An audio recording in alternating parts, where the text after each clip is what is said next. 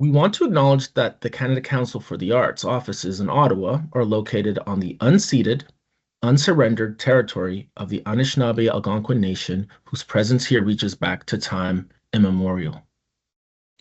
The Council recognizes the Algonquins as the customary keepers and defenders of the Ottawa River watershed and its tributaries. We honor their long history of welcoming many nations to this beautiful territory and uphold and uplift the voice and values of our host nation. The Council also respects and affirms the inherent and treaty rights of all Indigenous peoples across this land. It has and will continue to honor the commitments to self-determination and sovereignty we have made to Indigenous nations and peoples. Furthermore, the Council acknowledges the historical oppression of lands, cultures, and the original peoples in what we now know as Canada, and fervently believes the arts contribute to the healing and decolonizing journey we all share together. And I've come to be on these lands through my parents as a result of settler and forced migrations, and I'm personally very grateful to have this place to make my home and thankful to those who have been on these lands long before me.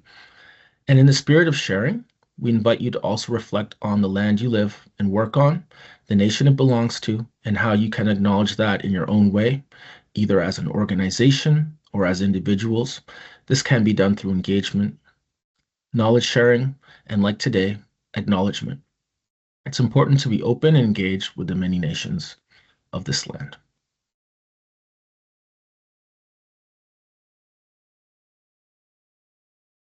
And at that, we'll take a look at the agenda and what we'll be talking about today. We're going to look at an overview of the grant, changes made to the grant details, eligible activities, ineligible activities, evaluation criteria, and tips and tricks. And with that, I'll send it over to you, Jorge. Thank you, Patrick. So let's get started. Sector Support Innovation and Development, or SID for short, is part of our broader Supporting Artistic Practice program. This grant was recently launched to replace the previous Sector Innovation and Development component.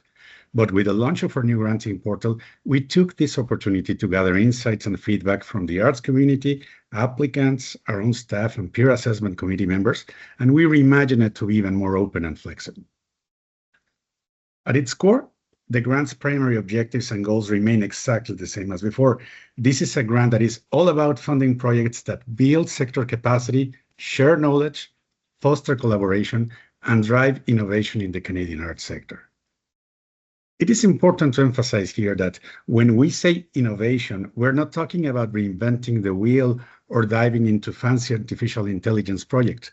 No, this is really about creating fresh, new, smarter, and more equitable approaches to working together, sharing resources, and growing together in our arts sector. We can think of this as an opportunity to shake things up, but not just for the benefit of your own organization, but for the supporting system, the arts sector as well. It's important to highlight here that SID is a very peculiar grant that is mainly looking outwardly to benefit the Canadian arts ecosystem rather than only inwardly towards the applicants themselves. Next slide, please. Let's talk about the revisions to the grant. One of the biggest enhancements in this updated SID component is how we're expanding access to organizational growth. Now, all eligible organizations, including those already receiving core grants, can apply for capacity building projects. This used to be restricted only to applicants from equity-seeking groups. Another relevant update is that SID is also open to more applicants now. This includes individual artists, arts workers, First Nations, Inuit, or Métis artists and cultural workers, artistic collectives and organizations. All of them are now welcome to apply. Another big change is that now there are no more deadlines.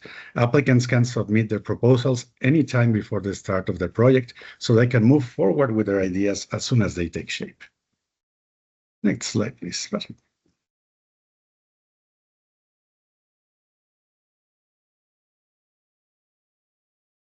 So now let's pause for a second and check out just how welcoming the Sector Support Innovation and Development grant is now.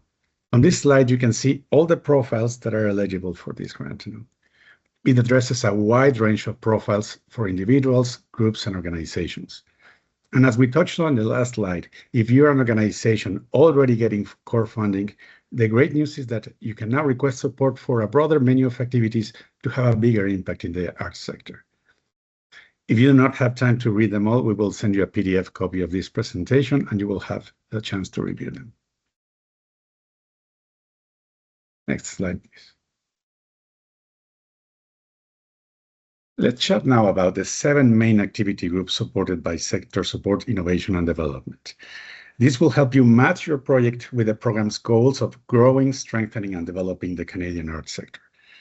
This will also give you a solid starting point for ideas that help people and organizations grow, explore new solutions or skills, and spread knowledge, all to make our arts community more resilient. Number 1, first, advancing or developing resources in the arts sector. This one's for adapting structures, systems, digital tools, or sharing models to make things run more efficiently, smoother, and smarter.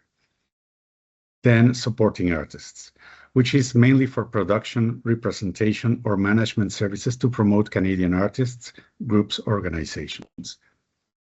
Next up, nurturing learning and continuous improvement. Think about mentoring, professional development, or networking to sharpen skills.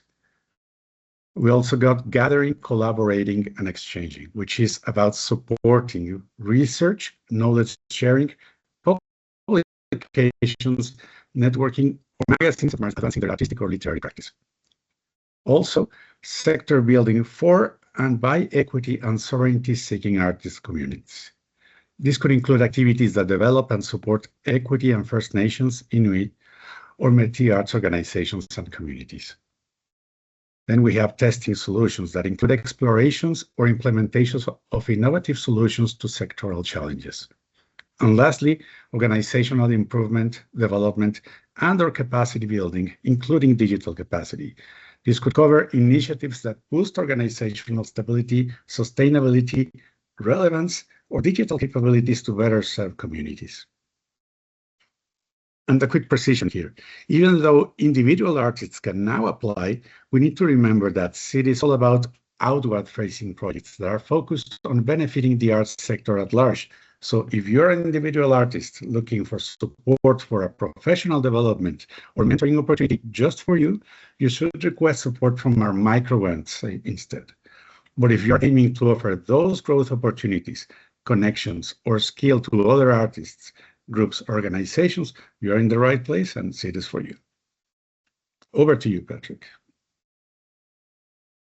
Thank you, Jorge. All right. So as we move on, we have some examples of the types of projects that may be submitted for this funding opportunity. The first is a 2-day conference dedicated to the issues and needs of emerging and mid-career artists from marginalized and remote communities. It's corresponding to the type of activity that involves gathering, collaborating, and exchange between artists and organizations. Next up, we have the developing a digital tool that simplifies contract models for artists using artificial intelligence and answers questions related to artistic work in Canada. This relates to advancing or developing resources in the arts sector. The third example is a professional development initiative for theater specialists, and it's aimed at developing new skills for lighting and set designers.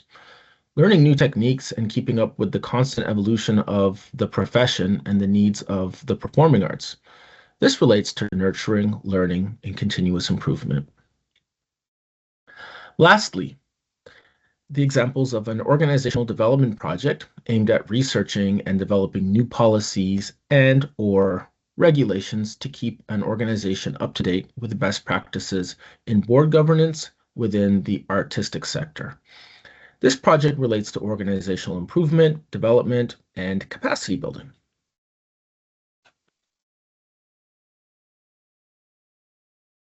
Now, let's review the types of projects that are not eligible in this grant. First off, there is no creation of artistic works or artistic residencies supported in this component. So this grant does not aim to support the creation of artistic works or residencies focused solely on creation, because it does not have the objective of providing opportunities for artistic production.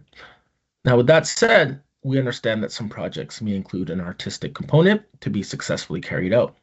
This is fine and acceptable as long as creation is not the core of the project. In many cases, it simply supports an initiative whose purpose is other than the creation itself. So then when we think about artistic or artist residencies, the same principle applies. If the residency's sole objective is artistic creation, regardless of the discipline, it will not be eligible. However, a residency could be eligible if it focuses on skill development, whether it's for artists or arts workers.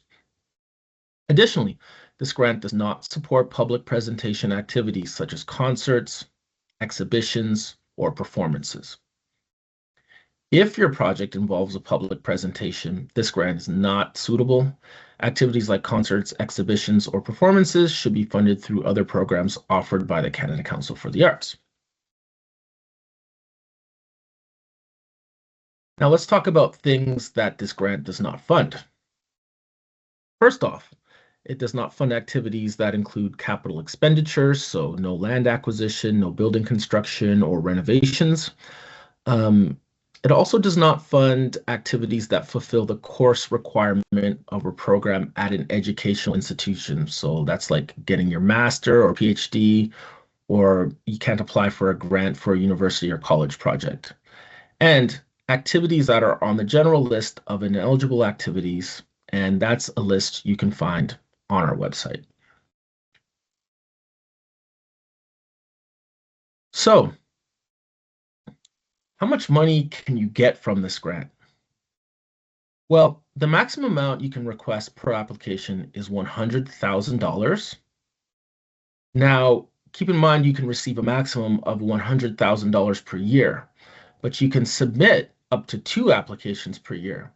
So, for example, you could receive 2 grants of $50,000 each, or 1 grant of $100,000.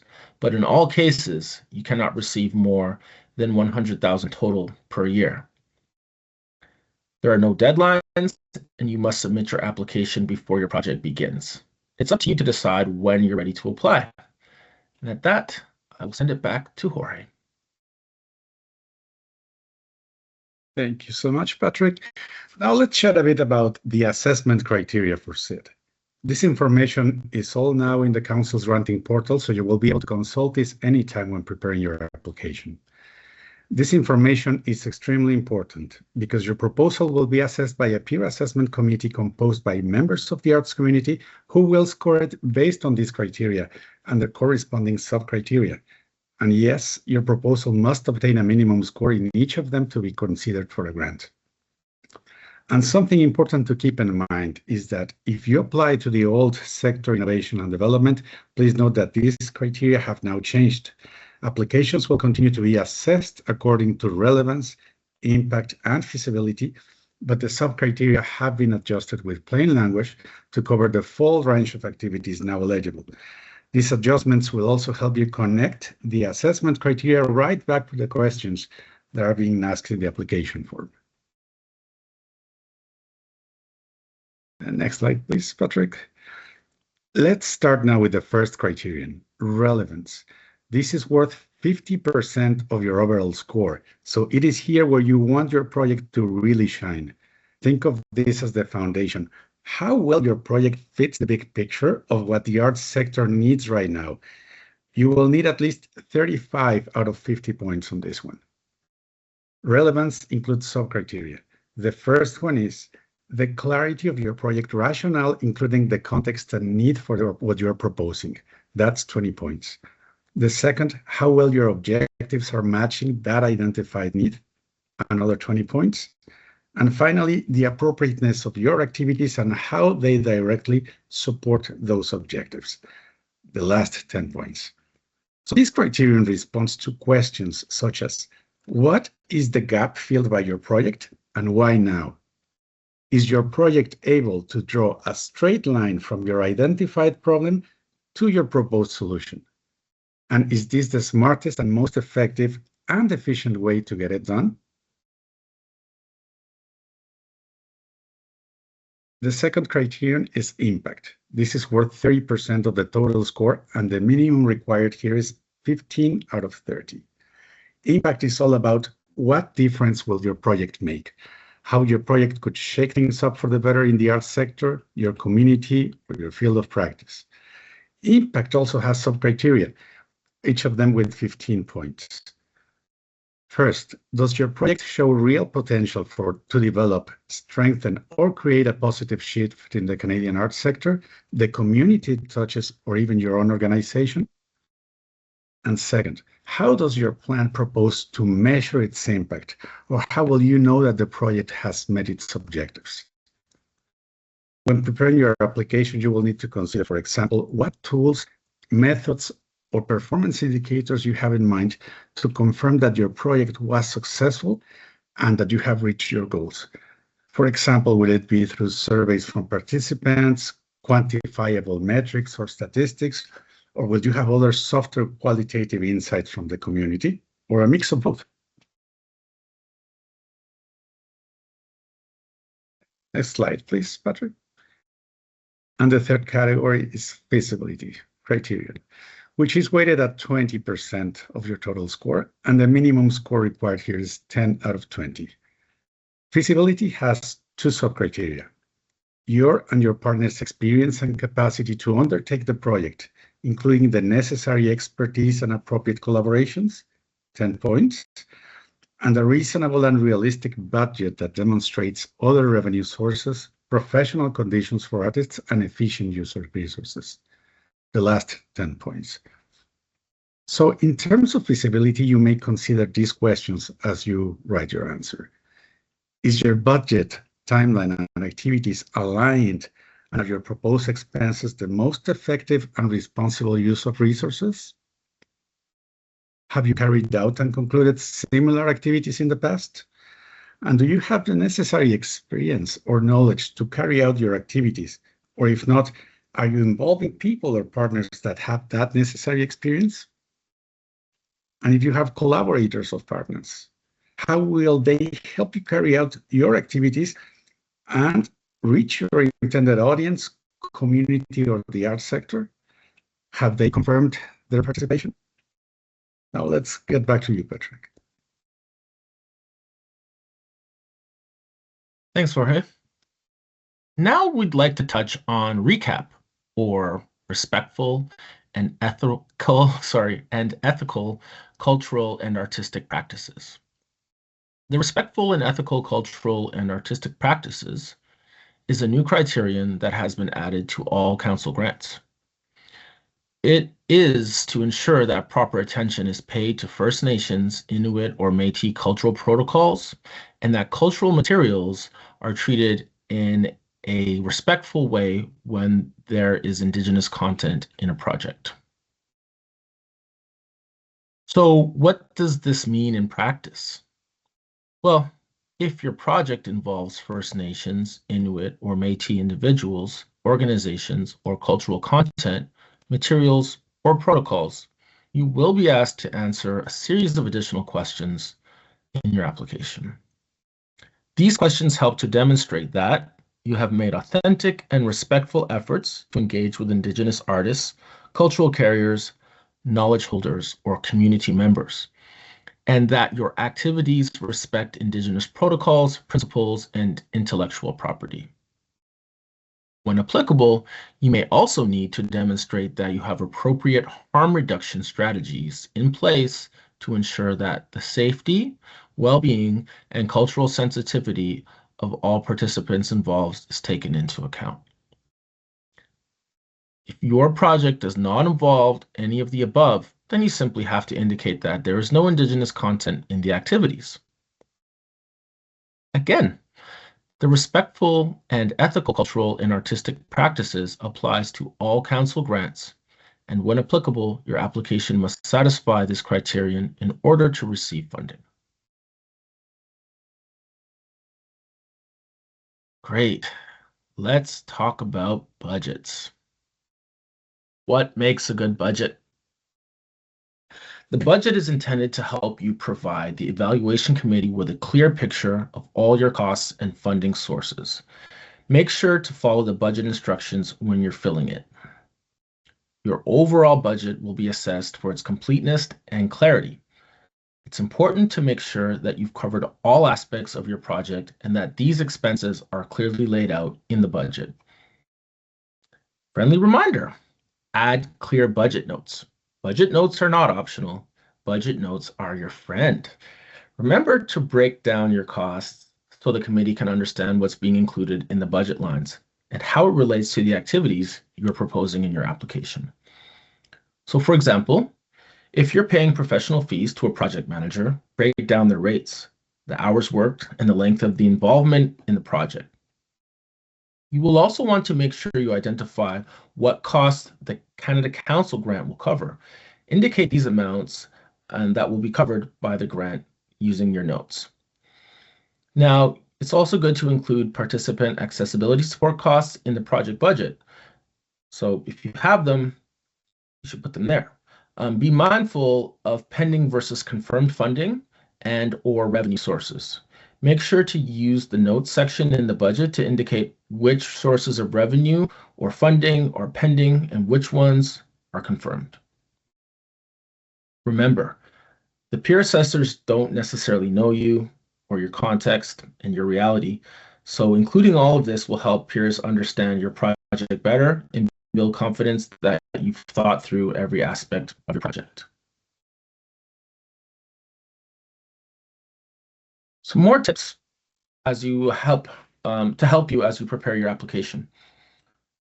So first off, be precise. Use plain language throughout the application. You can also use the helpful information boxes for guidance during the application process. For your support documents, be sure to keep them brief. Be clear about partners and collaborators. What will their support look like? Are they offering money, resources, or expertise? And be mindful when seeking your support letters. If your project involves council's priority groups, you need letters of support from those collaborators. Remember the respectful and ethical cultural and artistic practices. Now, think of your application from the peer assessor's perspective. They have a lot of files to read with limited time, and they are assessing your proposal against our assessment criteria. The key materials from this component is your actual application form, your budget, and the timeline. Support materials offer an additional proof of buy-in from your arts community or sector.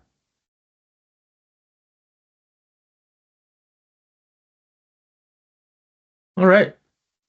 You can also access our online guides and resources, which provide great support for everything from applications to peer assessments. You simply need to navigate to our homepage, select the funding drop-down menu, and choose the advice and resources section. This page features comprehensive user guides and support tools to assist with things like how to apply for funding from the Canada Council for the Arts, managing your account, navigating the funding portal, and serving as a peer assessor or evaluator. You'll also find a range of practical resources and materials such as videos demonstrating how to create an account, including with American Sign Language interpretation for accessibility, a detailed guide to navigating and managing your account, quick reference guide for submitting funding applications, requesting accessibility support or application assistance, and managing grants. That includes final reports and accepting funding awards. Additionally, we offer useful tools like registration for webinars and information sessions. We have a best practices guide for preparing your artistic and cultural CV and in-depth overviews of what our granting programs fund.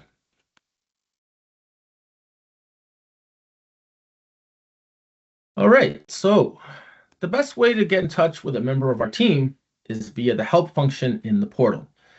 The screenshots pictured here shows you where to click to get the help, whether it's to ask questions about the program or for technical assistance. You can also send an email to supportingartisticpractice@canadacouncil.ca. So at this point, we'll stop the recording and we'll transition to the Q&A portion of the session.